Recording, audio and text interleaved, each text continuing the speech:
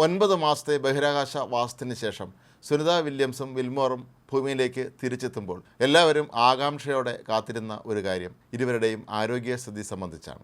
നേരത്തെ ബഹിരാകാശത്ത് വെച്ച് തന്നെ ഇവരുടെ പുറത്തു വന്ന ചില ചിത്രങ്ങളിൽ സുനിത വില്യംസിനും വിൽമോറിനും ഒക്കെ തന്നെ വളരെ പ്രായക്കൂടുതൽ തോന്നിക്കുന്നതായും അവരേറെ ക്ഷീണിച്ചിരിക്കുന്നതായും ഒക്കെ തന്നെ കാണുന്നുണ്ടായിരുന്നു. തലമുടി കൂടുതൽ നരച്ചിട്ടുണ്ടായിരുന്നു. വലിയൊരു മാറ്റമാണ് ഇവരുടെ ശരീരത്തിലുണ്ടായത് എന്ന സംശയം സ്വാഭാവികമായും എല്ലാവർക്കും ഉണ്ടായിരുന്നു. ബഹിരാകാശത്ത് നിന്നെത്തിയ ഇവരെ സ്ട്രെച്ചറിലാണ് പുറത്തേക്ക് കൊണ്ടുപോകുന്നത്. നടക്കാൻ അവർക്ക് ബുദ്ധിമുട്ട് ഉണ്ടാകും എന്ന് മുൻകൂട്ടി കണ്ടുകൊണ്ട് തന്നെയാണ് ഇത്തരത്തിലുള്ള ഒരു നടപടി നാസ സ്വീകരിച്ചിരുന്നത്.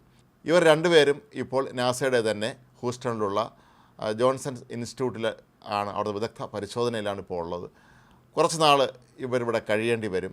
ഭൂമിയുടെ ഭൂഗർഭ ആകർഷണവുമായി ഇവർക്ക് കൂടുതൽ പൊരുത്തപ്പെടാനുള്ള സമയമാണ് ഇനിയുള്ളത്. അതിനുള്ള വിദഗ്ധ പരിശീലനമൊക്കെ തന്നെ നൽകിയതിന് ശേഷമായിരിക്കും ഇവർ പുറം ലോകത്തേക്ക് എത്തുക. അതുവരെ ഇവർ ആശുപത്രിയിൽ തന്നെ തുടരാനാണ് സാധ്യത.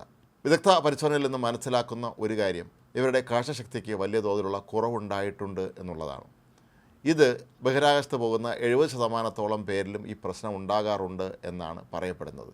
ബഹിരാകാശത്ത് വരെ ശരീരത്തിൻ്റെ ആ ഒരു പൊസിഷനിങ് കാരണം ഇവർക്ക് തലയിൽ വല്ലാത്ത രീതിയിൽ സമ്മർദ്ദമുണ്ടാകുമെന്നും അങ്ങനെ അത് കാഴ്ചശക്തിയെ ബാധിക്കും എന്നാണ് പറയപ്പെടുന്നത്. Space flight associated neuro ocular syndrome എന്നാണ് ഇതിനെ വിശേഷിപ്പിക്കുന്നത്.